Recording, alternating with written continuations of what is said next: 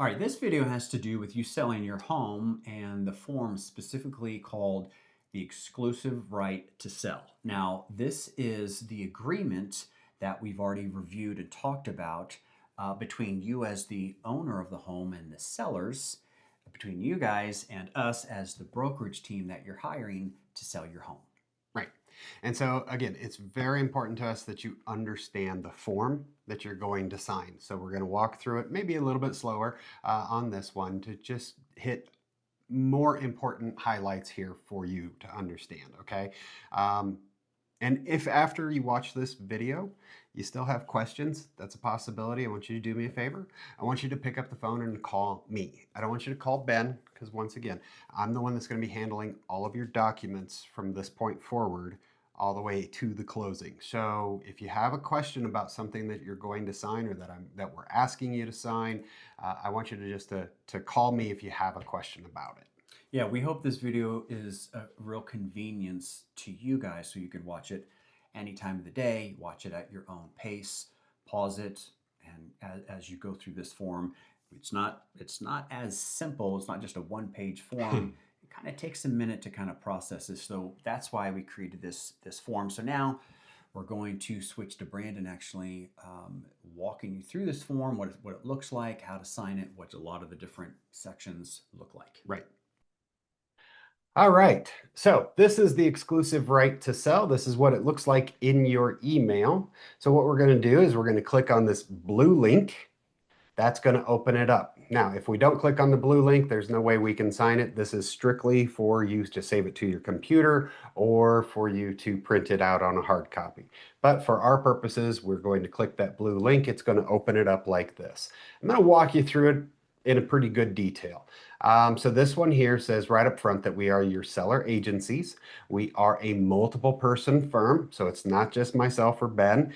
There's actually 200 plus agents at the office, right?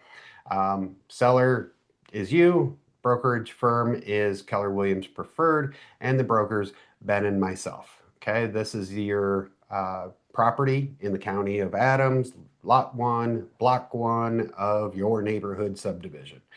That's the legal description. That is what the title company needs, but it's also known as 123 Easy Street, Anytown, USA. Okay.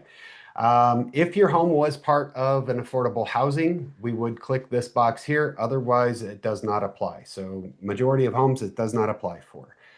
We do not do leases, so we only do sales. So let's talk about this. Section 3.9. 3.9.1 says that the entire day is the entire day. It ends at 11:59 p.m. Daylight savings time is applicable or standard time, right? Problem with this, do you want me to call you at 11:53 because we had something happen?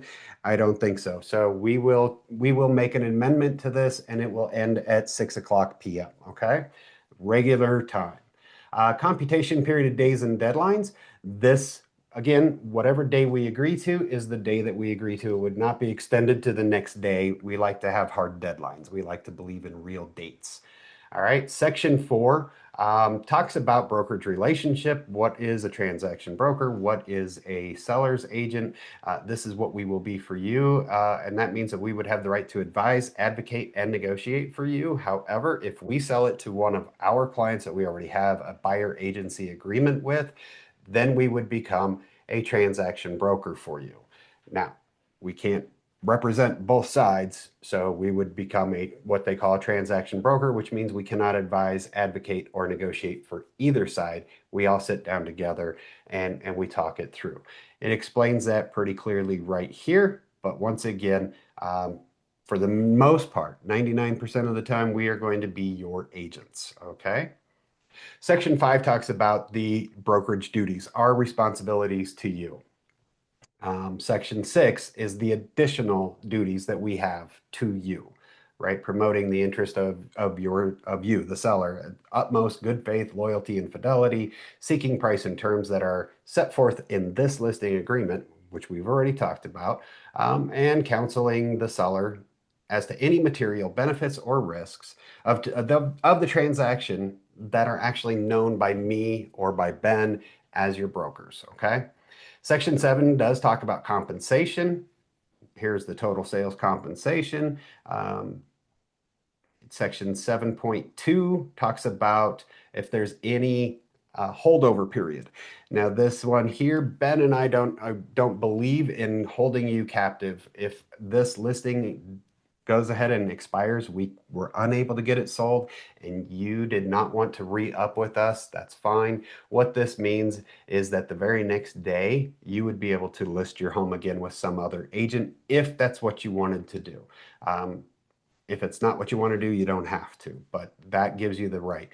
Most agents are going to put 180 days in here. I've seen even as much as a full year where they're holding you hostage, saying you cannot go ahead and relist your home with anybody else other than them for that period of time. We trust you. You trust us. This is a trust factor. Okay.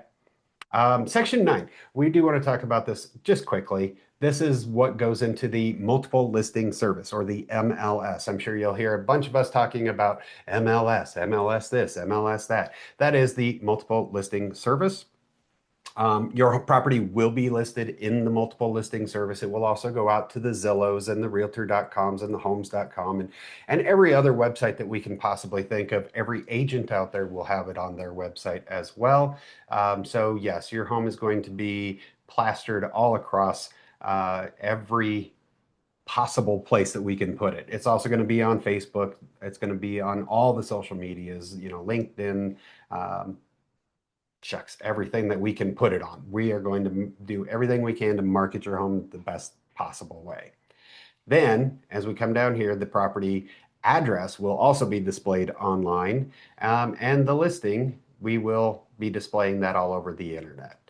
You will have a manual lockbox on your front door. That's how other agents will be able to actually show your home. So who could show your home? An actively licensed real estate broker, a licensed appraiser could have access to it, an unlicensed inspector, because there are no licensed inspectors, and an unlicensed showing broker. This would be a showing agent for the buyer's agent. Okay. As we keep on scrolling, right down here, section 10, this is your obligation to us. We've kind of gone through what our obligation is to you. This one here just says, hey, you agree to hold all the negotiations and communications go through us. You let us do all the advertising for you, so you're not paying for any additional advertising without our permission. If you want to do some more, that's fine, but we do ask that you get our written permission first. And then that also says that you are not already a party to listing your home with some other agent. So we just want to make sure that that is completely clear. As we come down to section 10.5, if your home is in foreclosure, we do need to know because there is a special form that we will need to use, and it's called the Colorado Foreclosure Protection Act, and we'll need to go through that. If not applicable. Section 11 talks about price and terms. Again, here's the price that we've agreed to. You'd take cash, conventional, FHA, or a VA loan. If, however, you did get an FHA or a VA loan, there could be, not always will there be, but there could be a tax fee that you would have to pay on behalf of the buyer, and that fee is up to $500. The earnest money that we will be asking for in this case would be $7,000, which is basically 1% of the asking price, rounded up, of course. The seller's proceeds says here that you would get your proceeds in the form of a wire transfer. That's the safest and quickest way to get your money at closing. Again, it's going to talk about FIRPTA. FIRPTA is if you were not a U.S. citizen, then this particular part might be important to you. So we're going to need to know if you are not a U.S. citizen with a Social Security number. Also, 11.8 talks about Colorado withholding. Again, if you are moving out of state or you have already moved out of state and you're selling your home back here, this form or this Colorado withholding tax is 2% of the sales price. It might be applicable to you. It might not. We're not CPAs. We're not attorneys, so we cannot give you legal advice, nor can we give you tax advice. But we do have a form that we would be able to send to you, and if you can answer it in a certain way, typically you would not be held responsible to pay that tax. Okay. Section 12 deposits, we do not accept any deposits for any reason. Uh, so that's not going to happen with us. Section 13 does talk about what is included, inclusions and exclusions. So if it's attached to the property, it's going to stay with the property. Now you'll see here, solar panels down here are checked because you do have solar, or maybe you don't have solar, but if you do, you'll say, yeah, but those solar panels are attached to my roof. Yes, but believe it or not, that is considered personal property and has to be handled slightly differently because that is done through another party. Now, if you've paid 100% of those solar panels off, then there's no other fee for that. That's fine. But if we are asking the buyers to assume your lease, we need to know a lot of information about that. Other inclusions that are not attached, whether attached or not on the day of this listing agreement, like storm windows or porch shades or window shades, window awnings, blinds, screens, those are all going to stay with the house as well, unless you specifically say, no, they're going to go with me. Also, 13.1.3 talks about other inclusions. This is where we talk about things like refrigerator that's in the garage, or refrigerator in the kitchen, or the piano is going to stay, or the hot tub, or the washer and dryer are staying. Again, all of these, if they're going to stay, we have to list those. If they are going to go with you, then we list those down here in 13.2. And then you'll see 13.1.6 talks about leased items. This is that solar lease because we did have the solar panels. So the solar lease at $174 a month for the next 15 years, whatever the case may be. You will know that information and be able to share that with us. And that way we're putting it on here. If you have a utility shed in the backyard and that's going to stay, we need to make sure that we include that here in section 13.4. As we keep on scrolling, section 14 does talk about title and encumbrances. So again, you took the title in the form of a general warranty deed typically, or a special warranty deed, and the buyers are going to want you to give them title in that same form. So whatever that is.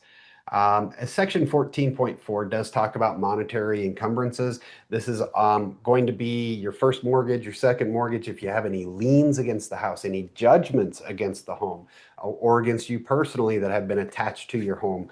We want to put these down in this area here so that we can work a appropriate form up for you, the seller's net sheet for you. Okay. If there were any tenancies, if you were renting the house out, we would need to list that out here. Evidence of title, that's again what the title company is going to go through. This next part is the HOA. So if you don't have a homeowners association, this part doesn't apply. If you do, we just need to check, yes, it is part of an HOA or part of a homeowners association, and the current fee is whatever it is, $240 a month, $240 a year, a quarter, whatever the case may be.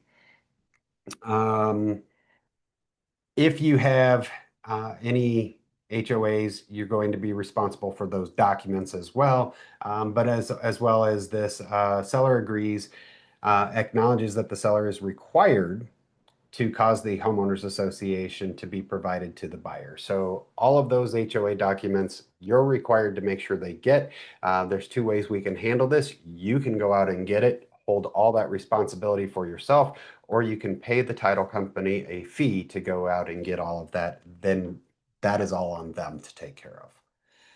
Section 17 talks about the possession. Typically, the way that possession is given is when you get the money, the buyer gets the key. Okay, so you need to be out on the day of closing at the time of closing.